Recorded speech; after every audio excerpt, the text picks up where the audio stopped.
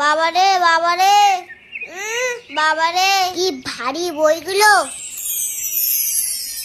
এই নাও ঠাকুর, আমার বইগুলো সব তুমি নিয়ে নাও, আর তোমার সব বিদ্যা বুদ্ধি আমার দিয়ে দাও, যাতে আমার পরীক্ষার আগে পড়তেই না হয়। আমার পড়তে একটু ভালো লাগে না, শুধু খেলতে ইচ্ছা করে, আর মা শুধু জোর করে করে পড়তে বসায়। না পড়ে কে পরীক্ষায় পাশ করতে পারে শুনি? কে বললো কথাটা?